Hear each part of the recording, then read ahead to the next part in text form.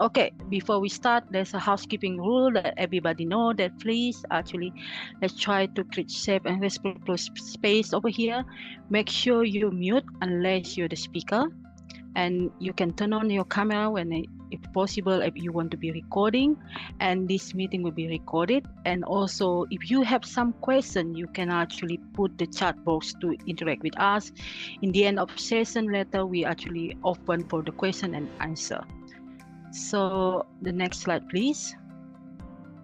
Okay, the agenda for today is actually the housekeeping for me, and we have three speakers over here. First, for Martin, we'll discuss about the importance of energy efficiency first principle in Ireland and what is challenge to address over here, especially with the target 2030. And then we continue from Veronica, policy officer from European Commission. We'll discuss about understanding the energy efficiency first principle. And after the team will be talk about the decision support for regional authority. And we have panel discussion will be led by me also, and we have also the wrap up and closing. So for the first floor, I give for objective of the webinar itself is actually we would like to breaking down of the energy efficiency principle and what is implication for the local authority, energy agency, and other actors in the energy sector in Ireland.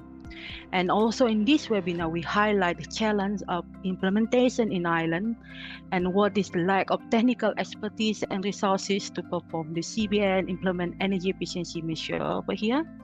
And also the last objective of this webinar, we're offering some lead how to address this challenge with the REGIO1st framework, a free solution to go through all the necessary steps to implement energy efficiency first strategy all over the island. Okay, first speaker Martin will speak about the energy efficiency first principle and challenge to come for Irish stakeholders. Please go ahead, Martin.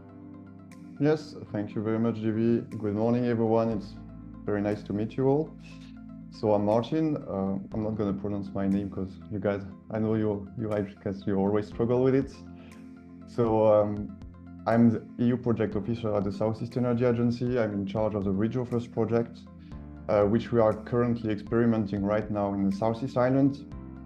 And we will start with a brief 5 to 10 minute introductions to give you an overview of the current situation of energy efficiency in Ireland. So this will set the stage to delving into the core subjects with our two guest speakers afterwards, which we are very lucky to have with us today. Veronica from the European Commission and team from the Fraunhofer Institute and the REGIO1st project as well.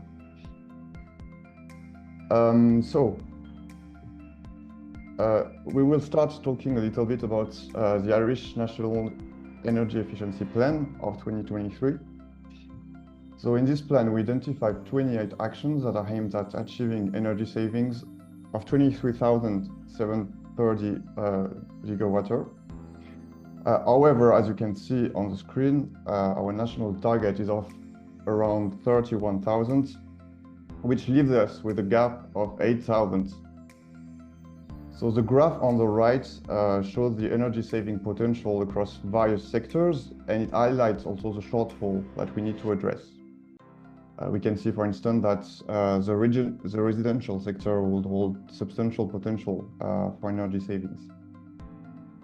So this gap here, it indicates that we need additional efforts and innovative solutions to meet our targets.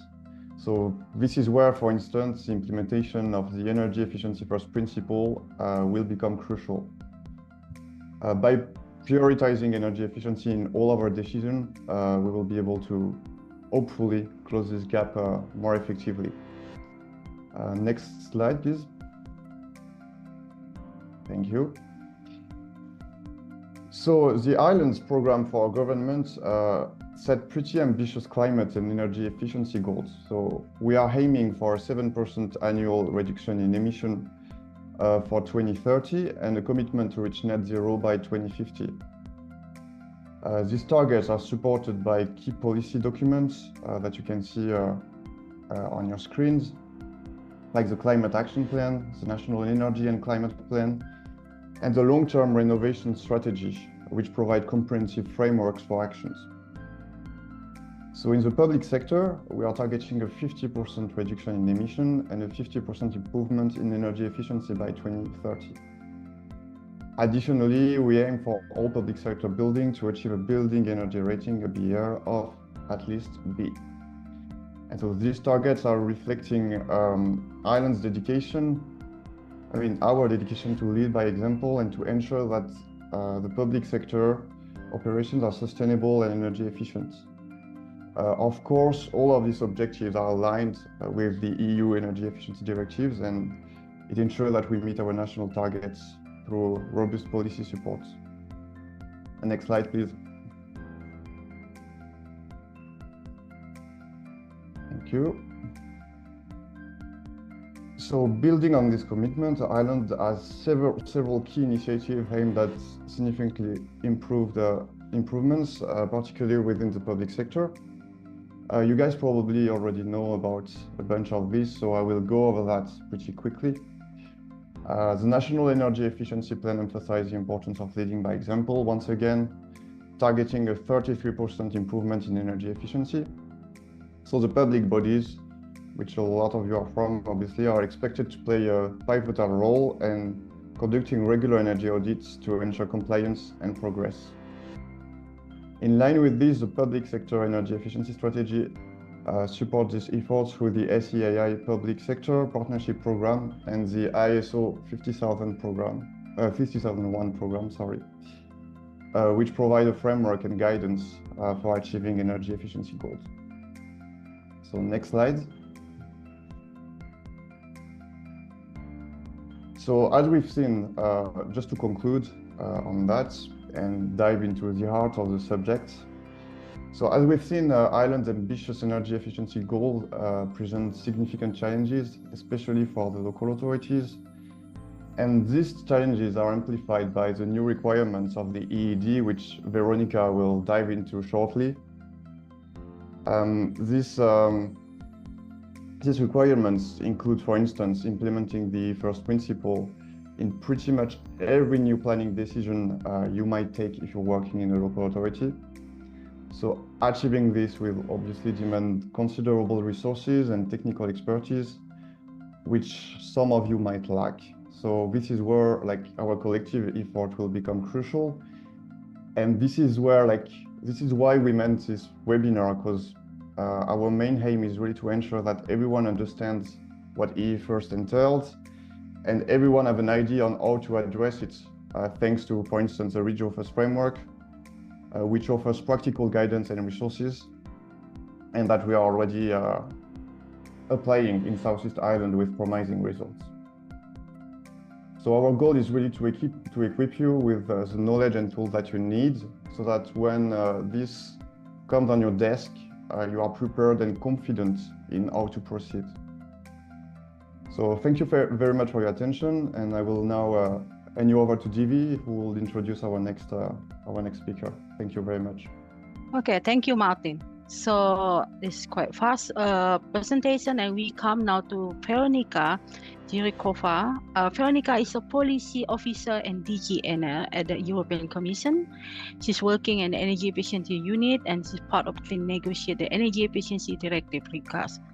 She focuses on development and implementation of energy efficiency first principle, and also responsible for energy poverty related provision of the EED.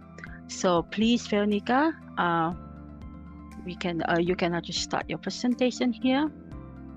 Thank you very much, and I'm really sorry, but I'm having some technical issues today, so I won't be able to start my camera. So I hope that's all right. But normally I have some slides, so that's going to be my focus. So we can move to the next slide, when what I will try to do, to the next one, is to briefly present the energy efficiency first, how it's defined, then what are the main requirements in the Energy Efficiency Directive, and then I wanted to share with you a few case studies from the draft NECPs, how several member states incorporated the energy efficiency first in their draft NECPs. So starting with the definition, energy efficiency first principle was first defined in the governance regulation in 2018 in Article 2.18, and then there is a connected recital 64. And basically when we extract the main information, what does it mean, energy efficiency first? It means to consider alternative energy efficiency measures before making any future planning decisions on energy infrastructure.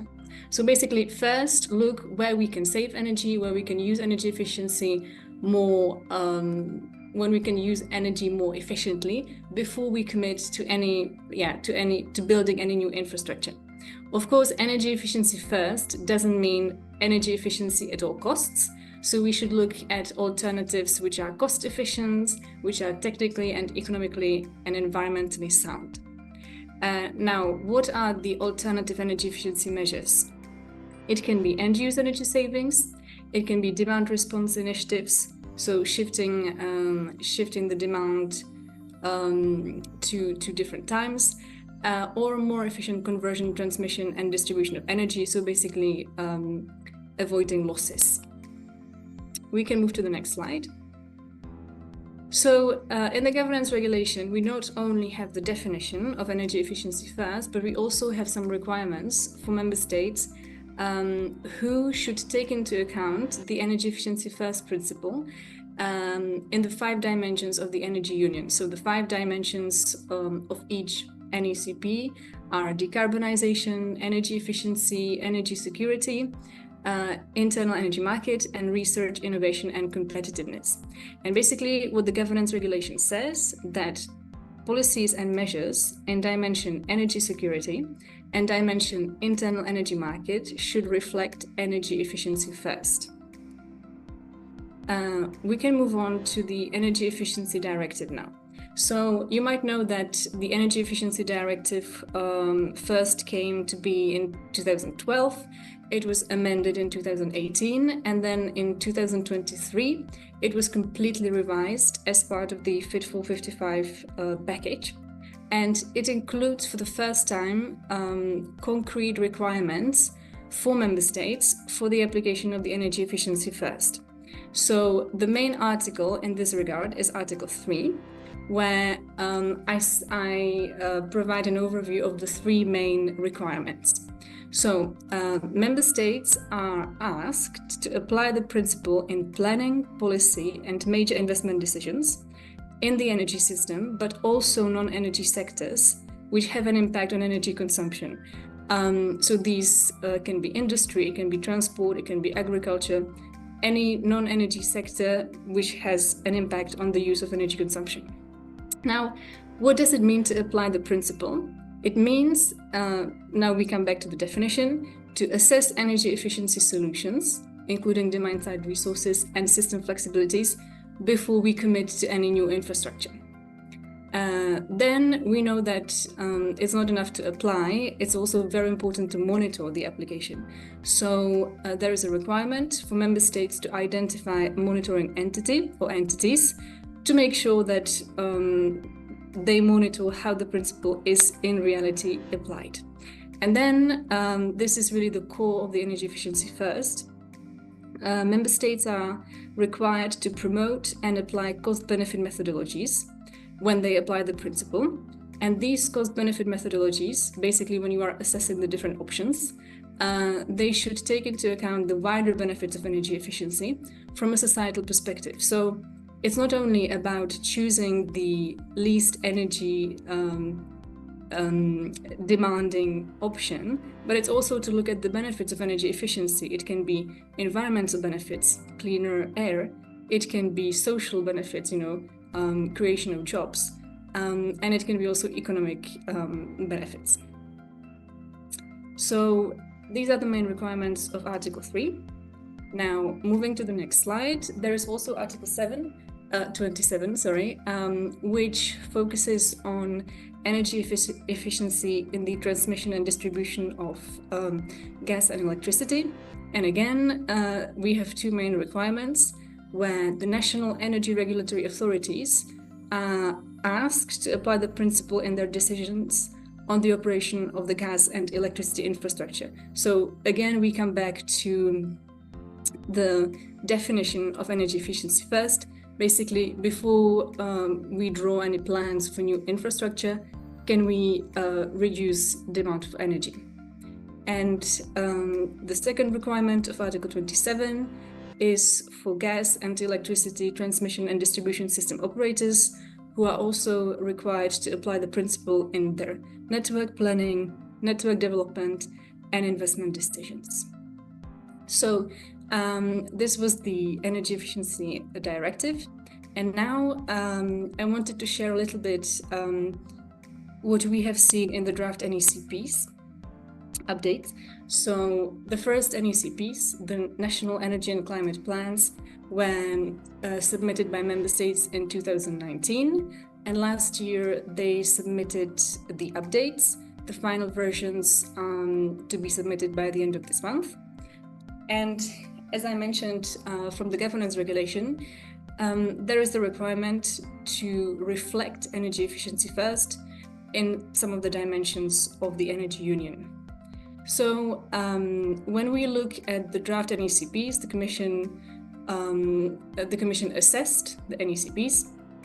We can see that the principle is reflected in several policy areas in Cyprus's draft updated NECP, and then for several other member states, their NECP cover the principle at least in some policy areas.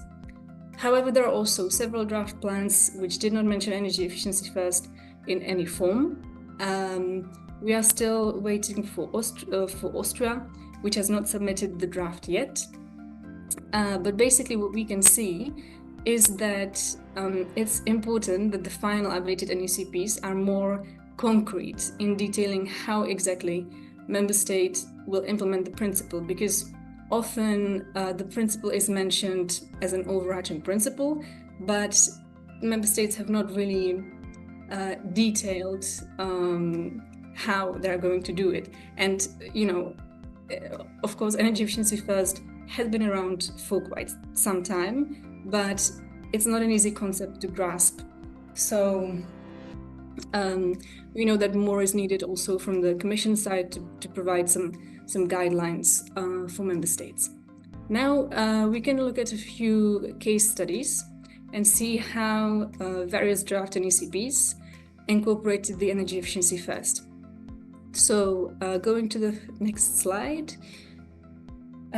we can look at Cyprus.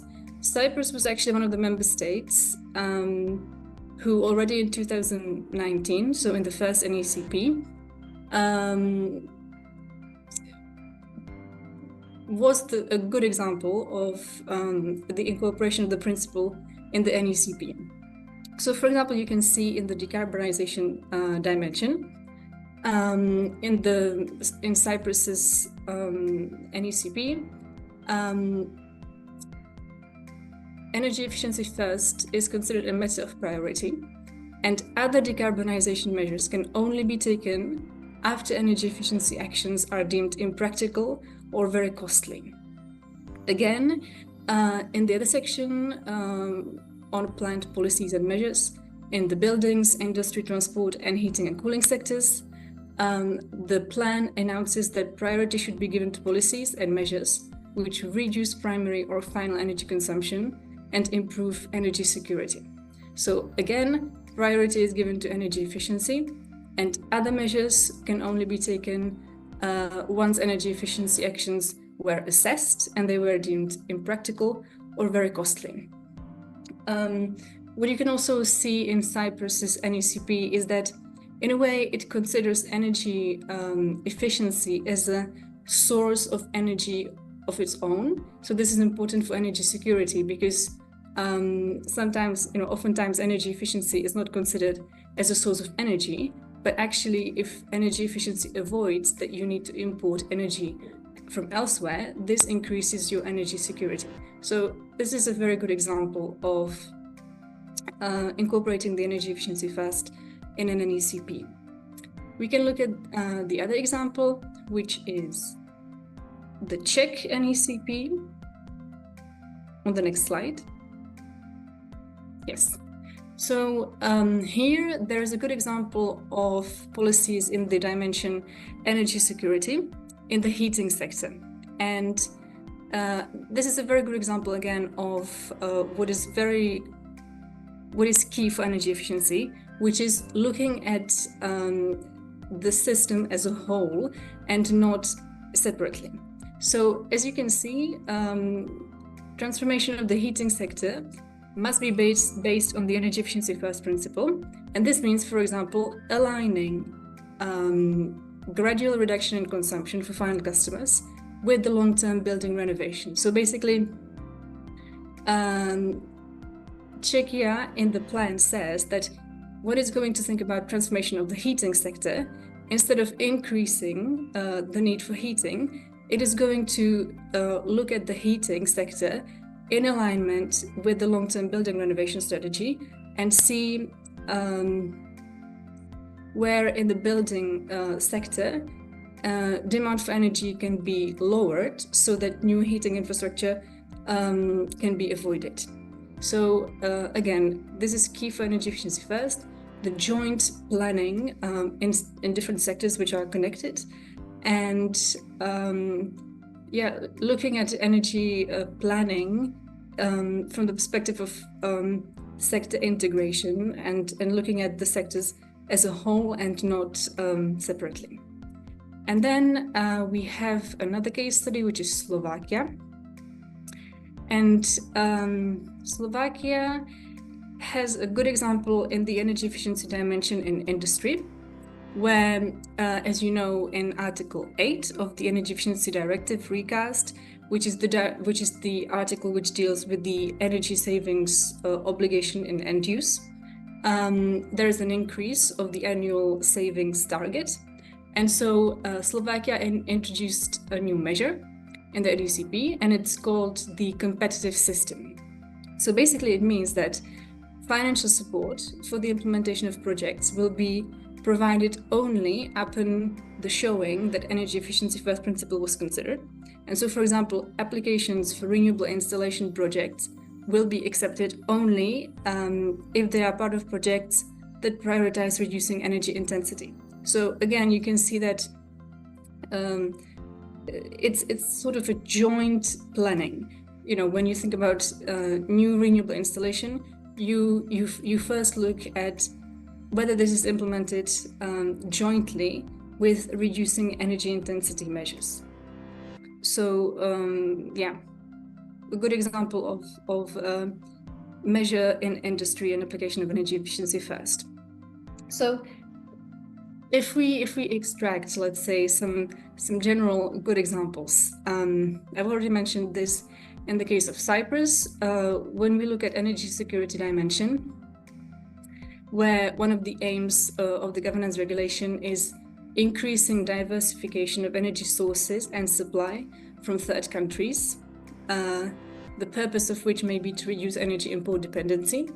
The application of energy efficiency first is when energy savings are considered as a type of domestic source. So, and this is taken into account in the grid planning.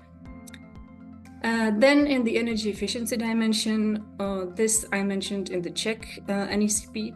So it's an alignment of the comprehensive heating and cooling assessment with the long-term renovation strategies. So integrating heating and cooling in urban, rural, and industrial areas planning. And then in the internal energy market, an implementation of the principle is the proper implementation of the electricity directive and electricity regulation, which means enabling market access of demand-side resources. So as I said, demand response is one of the alternative energy efficiency measures which are to be considered instead of extending energy infrastructure. So just a few examples of what it actually means to incorporate energy efficiency first in the NECPs. And I believe that was the last slide. Yes, thank you very much. And I'm happy to take any questions that you might have. Thank you so much, Veronica, for your interesting presentation. And we have all the questions, but we'll keep it later. Please just text in the chat box if you have some question. And now we have time for Tim Mendel to explain about the REGIO1st. First, I would like to introduce Tim. Tim Mendel is a senior researcher in Fraunhofer Institute for System and Innovation Research, ICI. His work focused on modeling of the energy system, evaluation of target and instrument in energy policy. Fraunhofer Institute is part of the consortium in REGIO1st. And Tim also worked on several other projects, which is such as transformation for the fully greenhouse gas neutral in Germany, energy efficient tools, and NFVs. Please go ahead, Tim. Thank you very much. Would you like me to share my screen, or are you going to keep it?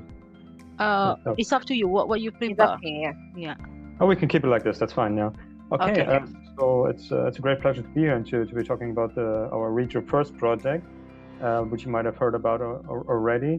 So you might wonder, what is the REGIO1st planning framework? So this is the scope of my presentation. I'm going to walk you through the framework, what it's all about, what its target groups are, especially how you can use it, how you can access it, and then I'm very happy to take questions about that. So maybe to begin with, Veronica already gave us an excellent overview of the energy efficiency first principle. Here's like another illustration to show the problem that regional authorities in particular are facing now. It's that there's a load of different technologies, both on the demand and the supply side, to be considered in this integrated energy planning and in line with the energy efficiency first principle. So on the right-hand side, you see various different energy supply infrastructures. At a local level, you might focus on heating solutions, but at a broader scale, you also need to take care of hydrogen infrastructures, electricity infrastructures, and so on. And this can be counteracted, if you will, through various energy efficiency solutions, many of which are demand-side resources, including not only energy efficiency, but also, as Veronica pointed out, demand-side flexibility is a big focus of the efficiency first principle, same as efficient heating, ventilation, and air conditioning. So there are a lot of options to be considered here, and as you can imagine, this is a very complex task to bring this all together for regional authorities and regional decision makers, because at the end of the day, the problem is that different people own different technologies. The building owner is a different stakeholder than the electricity transmission grid operator, for example. And the key challenge about both efficiency first and regional energy planning is to bring these different stakeholders to one table and to agree or to find a commonly beneficial solution, let's say. Next slide, please.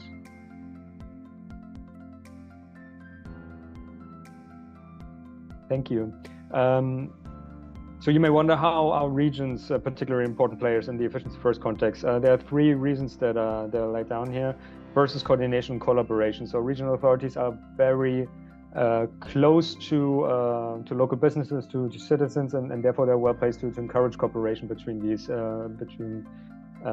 actors. The second is data and monitoring. We've already found in the REGIO1st project that regions are able to collect a significant amount of useful data and to analyze this data, which is specific to their jurisdictions, and therefore can help assess the effectiveness of energy efficiency measures and to plan future initiatives. And the third is infrastructure development.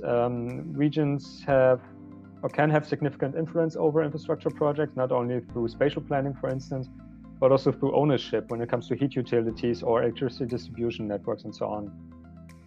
Next slide, please. So here's a quick wrap-up of the REGIO1st project. What are we aiming for? We have three objectives and three practical scopes that can be derived from this. The first objective is to provide decision support for regional authorities to apply the first principle. So this is quite obvious, and therefore we are developing this decision support framework called REGIO1st Planning Framework that comes with supporting tools that I'll be showing in a second. Our second objective is to establish a community of practice for efficiency first to ensure political commitment and societal acceptance. And we do this by implementing the efficiency first principle in the regional planning processes of 6 regions, including the Southeast Energy Agency that is represented here today through Ireland, but we also have 5 other regional partners all across Europe that are taking part in this project. And finally, we're aiming to support the introduction or strengthening of the efficiency first principle in the revision of the NECPs, regional operational programs, and also to support the enforcement of the multi-level climate and energy dialogue provision under the EU governance regulation. And therefore, we're upscaling, or we're aiming to upscale the efficiency first principle in the EU regional framework, and to replicate the various experiences, findings that we have through the pilot regions and many more regions all across Europe. That's it about that. And next slide, please. So now the big question is, what is the REGIO1st planning framework? This is what you've probably been waiting for in this particular presentation. So the objective of this framework is to facilitate and coordinate regional energy planning in line with the efficiency first principle. This is obvious, but we do this by structuring the decision-making process and therefore identifying economically and socially viable or useful energy efficiency solutions and by involving stakeholders. So overall, it is a framework. It provides you structure, but as I will be showing in the subsequent slide, we also provide you with some very useful tools that you can use to facilitate this process. Our key audiences are regional and local authorities and energy agencies, and the framework is implemented through the structured decision support workflow, and it comes in both website format, and it's supported by several tools that come in PDF and Excel formats. And on the website, which involves this very lengthy URL, very lengthy link that you can see on the top right-hand corner, you can also access a guidance book that comes with the framework. But I'll get back to this at the end of my presentation. So how's the framework organized? It's quite straightforward. We have so-called stages, steps, and tools.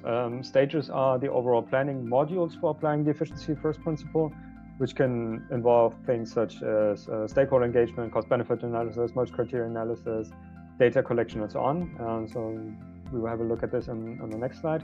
Then we have steps. Steps are the subunits per stage, so they help structure these steps a bit more detail. And then finally we have what I already mentioned, tools, which come as Excel or PDF tools, which can be things such as a stakeholder engagement template. We have a cost-benefit analysis tool that you're invited to use, and so on. So let's have a look at that on the next slide. So this is page 1 of 2 that illustrates the planning framework, or that illustrates the structure of the framework. In total, we have 8 stages. Here you see the first 4. On the right-hand side, you see the different tools that it provides. We have the steps and the stages. So we begin, what is quite obvious, with preparation. So we need to determine the exact geographical area. For regions, it's not always easy.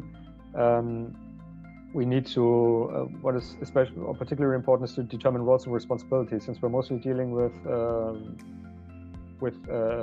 regional authorities and or energy agencies, we need someone who is in charge of driving this process, and therefore there's step 1.2 in there.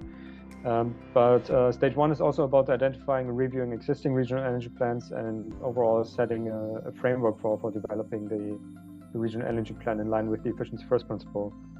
This is followed by stage 2, engaging stakeholders and building partnerships. Stakeholder engagement is an ongoing element of this framework, or it's a recurring element, let's say, because it's not like a single measure that you do at the very beginning to engage stakeholders, but it's very important to keep people involved.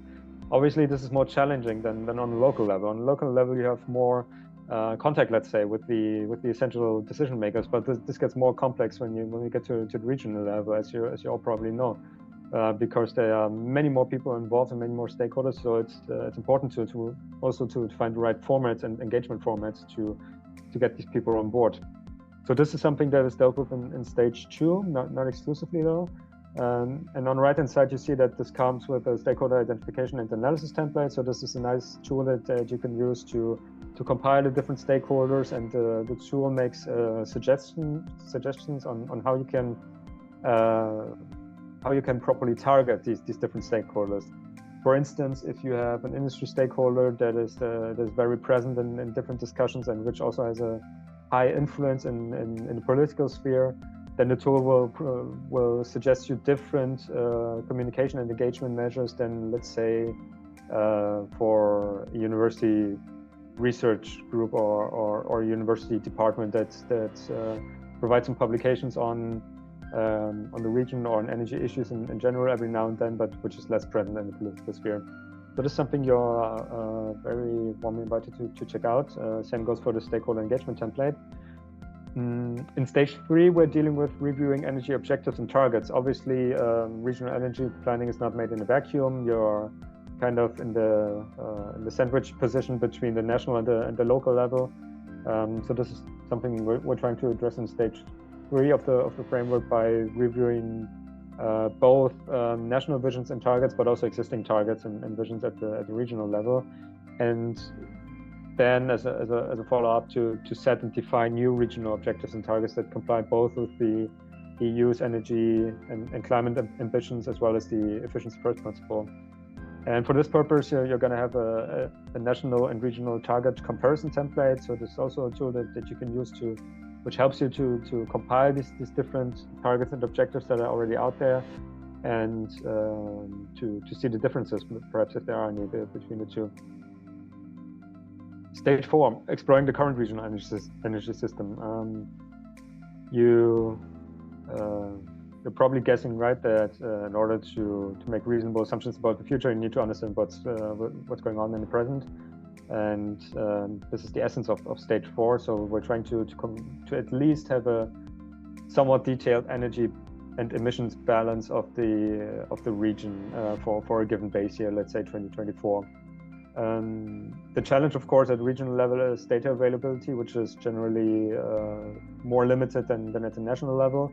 But here in stage 4, we also provide suggestions on how you can downscale or reuse in a somewhat sophisticated way the data that's provided by national levels.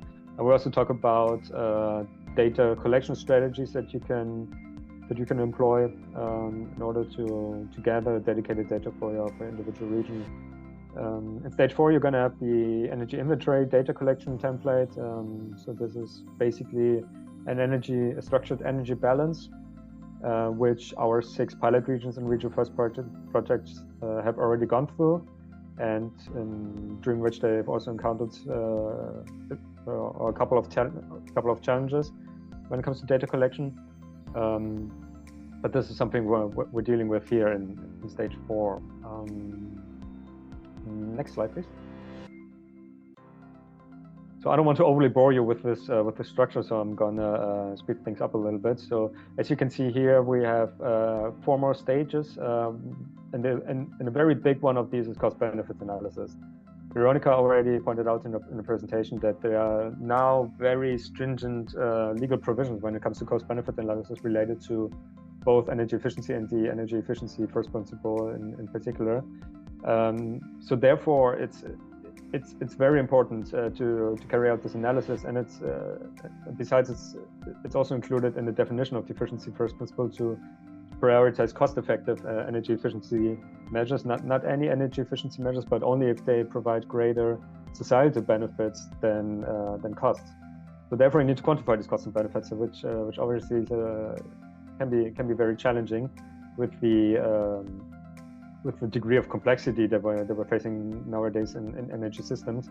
It's not just a power system or a power network planning anymore. We also need to take into account the interactions with the heating sector, electrification of transport. We have hydrogen coming up as a big topic. So there are a lot of different levels and energy vectors or energy carriers to take into account in this analysis, which makes it very difficult to carry out. But we're doing our best in stage 5 of the framework to walk you through this process. I think you can see the steps here yourself. A big emphasis of the stage 5, as you can see in step 5.5, is to monetize and quantify wider benefits. Wider benefits, also known as multiple impacts, multiple benefits, co-benefits, whatever you prefer. It's about not only quantifying the classic traditional financial energy savings that come through energy efficiency, but also to take into account the wider implications when it comes to environmental impacts, for instance, such as air pollution, emissions at the regional and local level. Then it's also about economic impacts, workforce creation or on new employment that is being gained through the measures taken. But also GDP growth. We can talk about indoor comfort in buildings after renovation. It's also about taking into account energy poverty impacts. So there are many dimensions here in this multiple or wider impacts topic. But to get to the tools, in stage 5 we provide you with 2 major tools. One is a technology catalog tool, which provides you some very detailed input data that you can use for your analysis for both different energy supply infrastructures, such as a district heating network, but also for energy efficiency measures, for instance, a building retrofit package. This is not output data. It's not going to tell you whether option A or B is more cost effective than another, but it's sophisticated input data that will spare you some of the data collection hassle that you normally need to go through in cost-benefit analysis. And then we have the cost-benefit analysis tool. This is not a comprehensive modeling tool that is going to do the full job for you. Like this is also something us as a research institute at Fraunhofer Institute are still dreaming of, to have a tool where you press a button and then gives you the results. The problem is that the energy system is constantly evolving, and we're hardly keeping track with the policy objectives that we're having now when it comes to greenhouse gas neutrality and all the technical implications this has.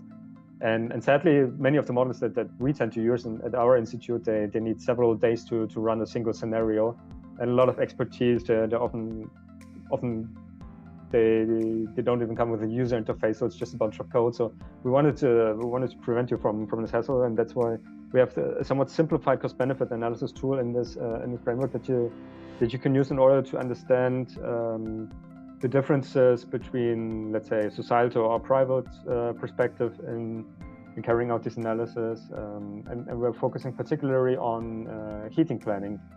So you can, for instance, look at the trade-offs between renovating a building first, or installing the heat pump, or installing a district heating system. So this is something the tool is made of, or is made for. And of course, the fun thing about models is to play around with the input data and the parameters, and to see how the results react. So here, if you change the discount rate, for example, or if you change energy prices, you're going to see immediate results or immediate effects on the cost effectiveness of the measures included.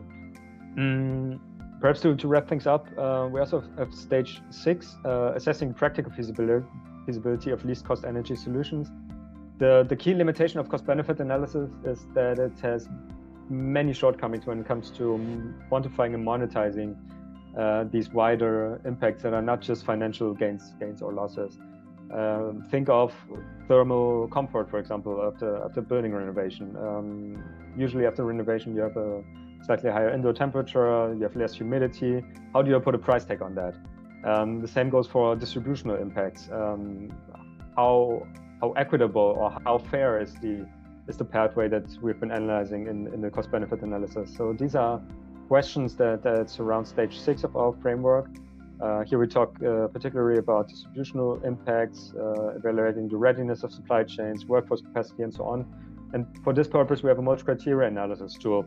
Multi-criteria analysis is different from cost-benefit analysis in a way that it does not require every metric to be in financial or monetary terms. So it doesn't need to be euros. It can be a simple ordinal scale, low to high, for example. It can even be qualitative indicators. So multi-criteria analysis is a very nice tool to accommodate like the variety or multitude of different objectives that you might have. On the other hand, it's not ultimately useful to make decisions. So often you're going to have pros and cons in multi-criteria analysis, and at the end you're going to have to deliberate these different trade-offs with the stakeholders, which is why, as you can see in step 6.4, organizing stakeholder consultations is key to this stage. But again, I invite you to check out the tool and to see how it works for you. And to briefly wrap up the slide, we have also a stage dedicated to defining actions and developing the regional energy plan, and then finally implementing, monitoring and reviewing the energy plan in regular intervals. Next slide, please. So this is something I already briefly addressed. So what's the deal with cost-benefit analysis and multi-criteria analysis? I think we might skip that in a second, but again, here you see some criteria in the middle that are often hard to monetize and thus hard to integrate in the CBA: distribution impacts, system reliability, up to aesthetics or regulatory compliance. So this is something MCDA is made of, and that's why we include both tools in our framework. And just to clarify, CBA is often a key component of an MCDA. So often in the first step, you quantify what can be reasonably quantified in monetary or financial terms in the form of a CBA, and then you use these outputs or these results to feed into the multi-criteria analysis, where you can have a more sophisticated perspective or accommodate different objectives in a more systematic way.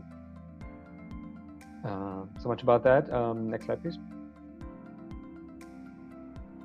How to use the Excel tools in the REGIO1st framework. So when you download the Excel tools from the website, you're going to see that they all follow roughly the same structure.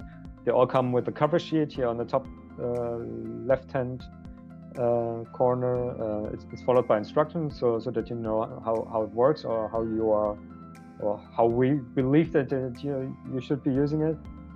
Then we have user inputs, which are always clearly separated from outputs, so that you don't get confused. It's either separated through different worksheets in the Excel file or through colors. So you're going to see that in the individual tools. And then finally, we have outputs for decision support. So as I said, we try to make this as transparent as possible. And those of you who are familiar with Excel-based tools, you may know that it's not always easy to follow the workflow, but we did our best here, and we'd be very happy to hear feedback on the tools that we've developed. Next slide, please. So here's a quick outlook on the REGIO1st planning framework. So as I've mentioned before, the framework is currently being applied in 6 pilot regions that you see on the left-hand side. So these regions are, including Southeast Energy Agency, are testing the usefulness of the framework, but also adapted to different regional contexts, and therefore demonstrate how versatile and effective the framework is in practice.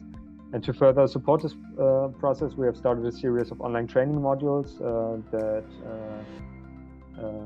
started in April, or I think it was April or May of this year. So we have 8 training modules in total, covering the 8 stages of the framework, which is quite straightforward. And the trainings will also be available on the website in due time, so that you can see the recordings. There will also be supporting materials accompanying the different training sessions. So feel free to check those out as well. And the framework itself has been available since May 2024. We have a user interface. We've tried to have some interactive elements on the website. And again, here on the left side, you see the link to the framework. We didn't manage to get a shorter URL. Must apologize for that, but I can also post the link in the chat once I'm done, so that it's more convenient for you to access. I'm not sure if there's I don't remember if there's a next slide. So go forward. Oh no, that was it. So that's the end of my presentation. Very happy if you check out our framework and leave us some comments or some feedbacks on how useful it has been for you, and also if you have any critical remarks about the structure, about the approach. Yes, I'll be happy to discuss that. Okay, thank you so much, Tim. So now we have about 8 minutes a question and answer. There's 2 questions here from Gloria Kennedy for Veronica, I think. Do we know how Ireland has considered energy efficiency first in their NECP? Would you like to answer this, Veronica?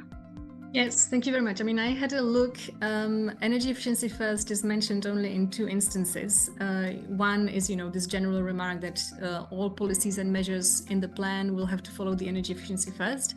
But then when it comes to lowering emissions in transport, it mentions that in accordance with the energy efficiency first principle, the use of public transport and modal shifts will be encouraged. And this is a very good example, because the application of the principle in the transport sector comprises exactly these, encouraging public transport, modal shift when it comes to urban planning. So I think this is a good example when it comes to transport and lowering emissions there. Okay, thank you so much, Veronica. Before we go to next question, I would like to asking team, what are the common challenges for the local authority face in implement energy efficiency measure, and how does the REGIO1st address this challenge? We're facing quite a lot of different challenges at a regional level, not only at the local but the national level, but particularly also at the regional level.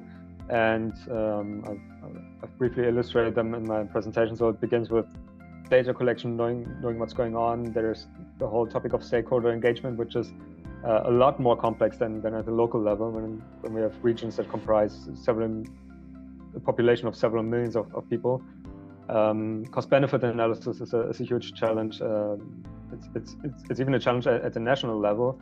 And as I've briefly mentioned before, even for research institutes, it can be very difficult to carry out these analyses and to also include like the multitude of different impacts that we want to look at these days, and not only financial impacts but also the wider or multiple impacts. And then, of course, wrapping things up and deriving decisions based on what is supposed to be best according to our quantitative data. And this is we know that at the regional level, in some EU member states, regional authorities have some leeway, let's say, or some decision-making power in the political system. But this can be entirely different in other regions. So therefore, overall, having a sound policy framework that actually drives decision makers to implement those actions and measures that are best for society, that's a huge challenge in itself, which is not only a problem for regions but for the national level as well. We try to cover this through the framework, and perhaps to be clear, the framework provides a structure for decision makers to go through, but it doesn't mean that you need to stick to exactly this structure. It's completely fine if you start with another step before you move to stakeholder engagement, for example. So see this as a rough orientation, but this is also clearly highlighted in the documentation and the supporting guidance documents for the framework.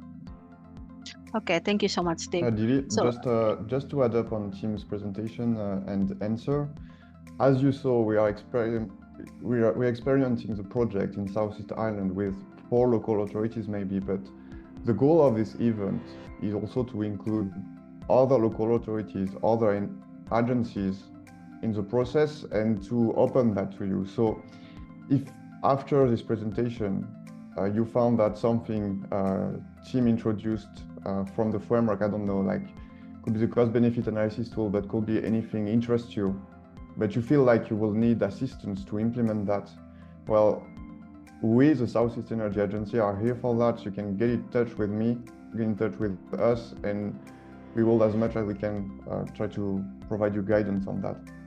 And just for what Tim said on the fact that, yes, you can use the framework as a whole, but you can also use some tool in particular that you will need. What we're doing with our 4 local authorities in Southeast Ireland is that we're also trying to identify connection between their objective, their climate action plan, and how each tool can help them achieve that. So it's also something you could do to make the most of what the framework has to offer, which I think can really make you win a lot of time to do something that you will have to do anyway. Sorry, Divi. No, it's okay. Thank Thank you so much, Martin. So there's a question from Simon here. I think this for all a speaker here. Support for installation of heat pump in Ireland is contingent on building meeting a minimum energy efficiency target first. So what do you all thinking? I think we can start from Veronica. What do you think about this in terms of heat pump? I mean, I think this is a general remark, and I think this is perfect.